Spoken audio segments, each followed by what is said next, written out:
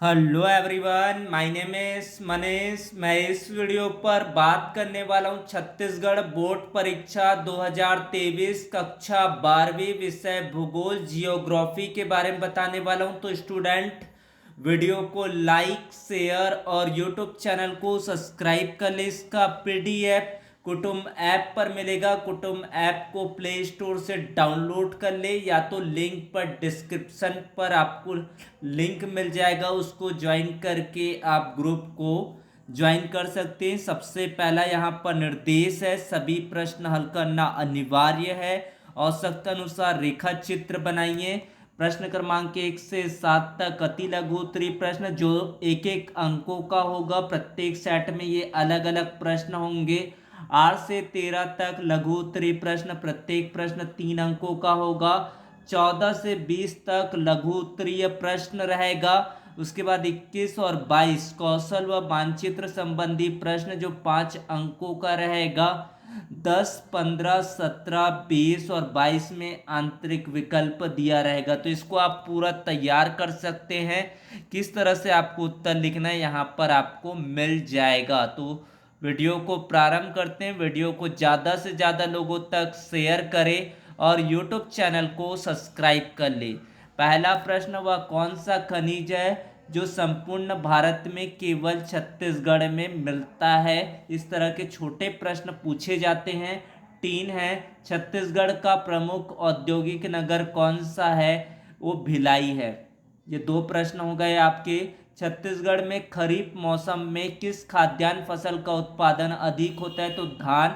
किस देश का लिंगानुपात विश्व में सर्वाधिक है? लैटविया देश का लिंगानुपात विश्व में सर्वाधिक है। उसके बाद है, मानव विकास अवधारणा के प्रतिपादक कौन है?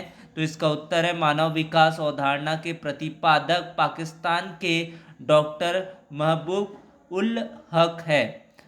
बिग इंच पाइप लाइन के द्वारा क्या परिवहित किया जाता है? तो बिग इंच पाइप के द्वारा पेट्रोलियम परिवहित किया जाता है। सन 2011 की जनगणना के अनुसार भारत का औसत जनसंख्या घनत्व कितनी है?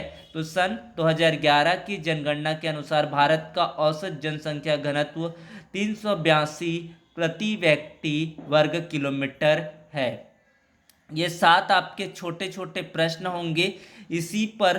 इसी समरूप आपके क्वेश्चंस रहेंगे, लेकिन आपके कॉमन क्वेश्चन है जो आ सकते हैं। उसके बाद, पर्वतों, मरुस्थलों तथा बाढ़ संभावित प्रदेशों में स्थल परिवहन की क्या क्या समस्याएं हैं? तो धरातल की असमानता का सड़क परिवहन पर बहुत प्रभाव पड़ता है। पर्वतीय भाग, ऊंचे चोटीनुमा उबड़ खाबड़ रास्ते से सड़क परिवहन प्रभावित होता है। मरुस्थलों में बालू की अधिकता और विषम जलवायु के कारण सड़कें बनाने में बाधा होती है। बाढ़ संभावित क्षेत्रों में वर्षा की अधिकता के कारण सड़कें डूब जाती है, आवागमन में बाधा उत्पन्न हो जाती। कभी कभी सड़कें बह जाने से मार्ग अवरुद्ध हो जाता है। फिर आपका 9वां प्रश्न है, नीचे दिए गए चित्र को देखकर प्रश्नों के उत्तर दीजिए। ये आपको चित्र दिया गया है। इस ग्रामीण बस्ती का प्रतिरूप का नाम लिखिए। उत्तर आएगा, ये तीर प्रतिरूप है। किसी अंतरिप के सिरे पर या नकुले मोड़ पर तीर प्रतिरूप वाली बस्ती विकसित होती है। वह ऐसे प्रतिरूप कहाँ पर मिलते हैं? इस प्रतिरूप की एक विशेषताएं लिखिए। तो यहाँ पर आपका ब का उत्तर देखते हैं।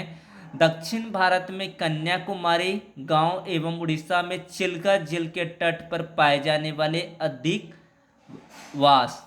फिर आप है विशेषताएं, किसी अंतर्द्वीप मानव बस्ती का विकास हो जाता है। समुद्री क्षेत्र से संबंधित व्यवसाय होता है। गंगा के मैदान में जनसंख्या केंद्रीकरण के क्या कारण हैं? गंगा का मैदान समतल उपजाऊ नदियों द्वारा निर्मित मैदान होने के कारण यहाँ जनसंख्या केंद्रित है। कृषि, पशुपालन, उद्योग, आवागमन के साधन सभी यहाँ पर विकसित है। सदा जल पूरित नदियों के जल अभाव भी नहीं रहता है। तो ये आपका उत्तर रहता है। यहाँ पर जन्म दर और मृत्यु दर में आपको अंतर को स्पष्ट करना है। प्रश्न बैंक से क्वेश्चन है, तो ये क्वेश्चन आपको पूछे जा सकते हैं। इसको आपको तैयार कर लेना है।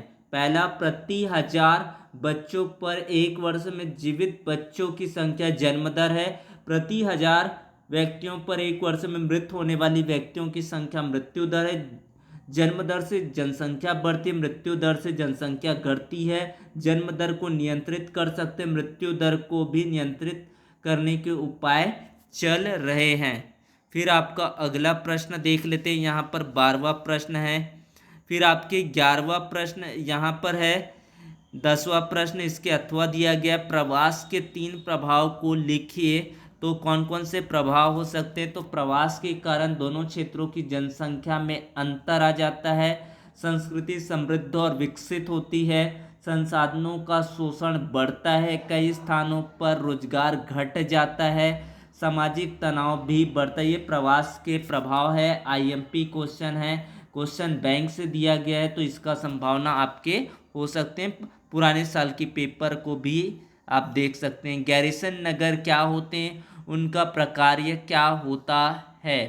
तो गैरिसन नगर को फौजी छावनी नगर भी कहा जाता है। यहाँ की सारी जनसंख्या एक ही स्थान पर रहती है, कृषि कार्य नहीं होता।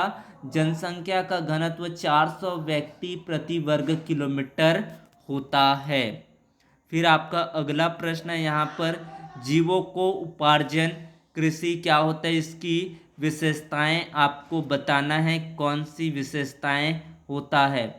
तो कृषक केवल अपने परिवार व समाज की उदर पूर्ति के लिए कृषि कार्य करता है, उसे जीविकोपार्जन कृषि कहते हैं। इसमें कृषि का उद्देश्य स्थानीय आवश्यकताओं को पूर्ति करना है।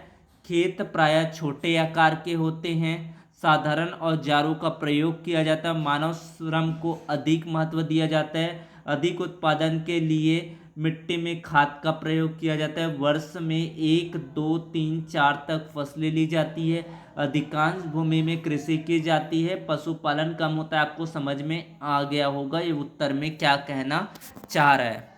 फिर आपका अगला प्रश्न है, मानव भूगोल की परिभाषा, मानव के प्रकृतिकरण की व्याख्या आपको करना है। मानव भूगोल की परिभाषा है, रैटजल के अनुसार मानव भूगोल के दृश्य सर्वत्र वातावरण से संबंधित होते हैं, जो स्वयं भौतिक दशाओं का एक योग होता है।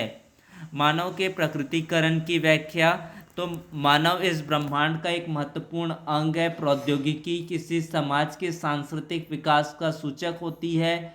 मानव ने प्राकृतिक नियमों को समझने के बाद ही प्रौद्योगिकी का विकास किया। घर्षण और ऊष्मा की संकल्पना से मानव ने अग्नि की खोज की। डीएनए और आरएनए आनुवंशिक रहस्यों को समझने के बाद अनेक बीमारियों के लिए औषधियों का निर्माण किया। प्रकृति का ज्ञान प्रौद्योगिकी को विकसित करने में महत्वपूर्ण है। प्रौद्योगिकी के विकास से मनुष्य पर प्रकृति की बंदिशें कम होने लगी।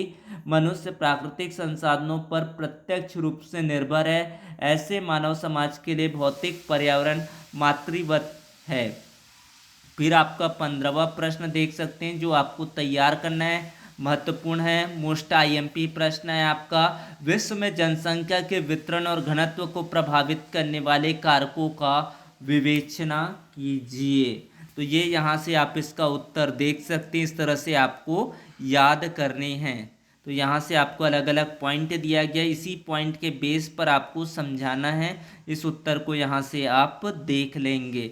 अथवा पर दिया गया, ये भी आपके महत्वपूर्ण है। लिंग अनुपात किसे कहते हैं? लिंग अनुपात को प्रभावित करने वाले कारक तो कौन सा है? पहला, जन्म दर। जहाँ जन्म दर अधिक होती वहाँ लिंग अनुपात कम होता है। जन्म के समय स्त्रियों की तुलना में पुरुषों की संख्या अधिक होती। प्रसव के दौरान स्त्रियां की ही मृत्यु होती है। मृत्यु दर अधिक हो तो लिंग अनुपात कम रहता है। साधारणतः मृत शिशु में बालकों की मृत्यु दर अधिक रहती है। प्रवास, जिन क्षेत्रों से प्रवास होता है वहाँ लिंगानुपात अधिक रहता है, क्योंकि प्रवास पुरुष ही करते हैं। फिर आपका अगला है, चल वासी पशुचारण और वाणिज्यिक पशुधन पालन में आपको अंतर करना है। ये भी आईएमपी प्रश्न है, इसको आप तैयार कर लेंगे। फिर आपका अगला प्रश्न है, भारत में सिंचाई की आवश्यकता क्यों है? तो भारत एक कृषि प्रधान देश है। यहाँ आर्थिक नियोजन का आधार कृषि है। इसलिए निम्नलिखित कारणों से सिंचाई आवश्यक है। अनिश्चित एवं अनियमित मानसून से जल की कमी बनी रहती है। सिंचाई के कारण वर्ष में 2 या 3 बार फसलें ली जाती है। वर्षा का वितरण असमान है। वर्ष में 4 माह वर्षा होती है, शेष समय सूखा रहता है। वर्षा अधिकतर मूसलाधार होती है जिससे जल संचय नहीं हो पाता है। ये पॉइंट आपको दिया गया है। उसके बाद अगला है, भारत में स्वतंत्रता प्राप्ति के पश्चात कृषि विकास का महत्वपूर्ण नीतियों का वर्णन करें। तो ये प्रश्न आप तैयार कर लेंगे, आईएमपी है। फिर आपका अगला प्रश्न देख लेते हैं। यहाँ पर इस तरह से पॉइंट वाइज आपको उत्तर लिखने हैं। पूरी चीज़ें यहाँ पर आपको समझा के बताया गया है। सरल भाषाओं में आपको उत्तर दिया गया जो याद करने में आपको आसानी होगा। उसके बाद है 18वां प्रश्न, उद्योगों की अवस्थिति को प्रभावित करने वाले कारकों का आपको विवेचना करना है। तो इस तरह से यहाँ पर पॉइंट बनाकर कच्चा माल, शक्ति के साधन, औद्योगिक नीति, ये कुछ पॉइंट है। आपकी पूंजी आपको दिया गया है, जलवायु का टॉपिक दिया गया है। इस तरह से यहाँ पर आप सारे पॉइंटों को देख सकते हैं। जल आपूर्ति, टेक्नोलॉजी, केवल आपको 5 पॉइंटों को एक्सप्लेन करना है। नंबर जितने अंकों का पूछा जाता है उसके आधार पर आपको लिखना है। ये आप लोगों के लिए आईएमपी है। छत्तीसगढ़ में मिलने वाले प्रमुख खनिज पदार्थों का वर्णन कीजिए, आईएमपी प्रश्न है जिसको आपको तैयार कर लेना है। कोयला है आपका, उत्तरी छत्तीसगढ़ में कोरबा, कोरिया, सरगुजा, सूरजपुर और रायगढ़ में देश का 18.15 कोयला पाया जाता है। देश में छत्तीसगढ़ का तीसरा स्थान है। लौह अयस्क के बारे में आपको बताना है। फिर आप बॉक्साइट के बारे में लिखना है। चूना पत्थर है आपका, टीन है, डोलामाइट है। तो डोलामाइट आप छत्तीसगढ़ के मध्य भाग में कडप्पा क्रम के शैल समूह में बिलासपुर, रायपुर, दुर्ग, बेमेतरा, जांजगीर चांपा, रायगढ़ में इस खनिज का जमाव है। जिसमें से भी आपको 5 पॉइंट ही दर्शाना है। फिर आपका अगला प्रश्न है यहाँ पर, यातायात और संचार के साधन कृषि और औद्योगिक विकास में किस प्रकार सहायक होते हैं, आईएमपी है। अथवा पर दिया गया, भारत के विदेशी व्यापार की 5 विशेषताएं आपको बताना है। भारत का विदेशी व्यापार अपने पड़ोसी देशों के साथ कम होता है। सन 1999 से 2004 के बीच विदेशी व्यापार का विस्तार हुआ है। भारत के निर्यात में कृषि उत्पाद, वस्त्र, चमड़ा, कालीन और हस्तशिल्प मुख्य है। स्वतंत्रता के बाद हमारा देश व्यापार का संतुलन विपक्ष में था। व्यापारिक घाटे को कम करने के लिए निर्यात व्यापार बढ़ाया जा रहा है। फिर आपका है मानचित्र को दर्शाना है। यहाँ पर एक आपका विश्व का मानचित्र आएगा, एक मेगा सिटी है, बी पर एक अंतर्राष्ट्रीय हवाई अड्डा, एक बंदरगाह, दक्षिण अमेरिका का एक प्रमुख नदी, उत्तरी अमेरिका का एक प्रमुख घास का मैदान। तो यहाँ पर है आपका एक मेगा सिटी है लंदन, न्यूयॉर्क एक हवाई अड्डा, एक बंदरगाह है केप टाउन, दक्षिण अमेरिका का एक प्रमुख नदी अमेजन नदी और प्रेयरी घास का मैदान। तो कहाँ कहाँ पर आपको दर्शाना है, तो यहाँ पर आपको विश्व का मानचित्र दिया गया है। इस तरह से पूरी चीज़ों को यहाँ पर आपको दर्शाना है। ये मोस्ट इम्पॉर्टेंट है, London, New York, Cape Town, Amazon नदी, प्रेयरी घास का मैदान। फिर आपको दिया गया है, भारत में आपको इस तरह से ही पूछा जाता है, डल झील, नीलगिरी पर्वत, मुंबई हाई, चाय उत्पादक क्षेत्र और नर्मदा नदी। तो इस तरह से यहाँ पर ये भारत का मानचित्र जो देख सकते हैं, इस तरह से आपको यहाँ पर दर्शाना है जो जो चीज़ जहाँ जहाँ पर आता है। ये कुछ और भी है, डल झील है, नीलगिरी पर्वत है, मुंबई हाई, चाय उत्पादक क्षेत्र, नर्मदा नदी आपके मध्य प्रदेश, मुंबई हाई आपके महाराष्ट्र, नीलगिरी पर्वत गुजरात आपके, डल झील आपको बताना है। कर्क रेखा आपकी जो बीच की लाइन है वो कर्क रेखा है, छोटा नागपुर का पठार, मुंबई पुणे औद्योगिक प्रदेश, थार का मरुस्थल Rajasthan, software technology park Bhubaneswar Orissa. फिर आपका और दिया गया छत्तीसगढ़ का दिया गया सुपर थर्मल पावर केंद्र, छत्तीसगढ़ जूट उद्योग, छत्तीसगढ़ की राजधानी रायपुर, बालोद का लौह अयस्क खान, छत्तीसगढ़ का लौह अयस्क खान कोरबा, रायगढ़, रायपुर, दल्ली, रजहारा और बैलाडीला।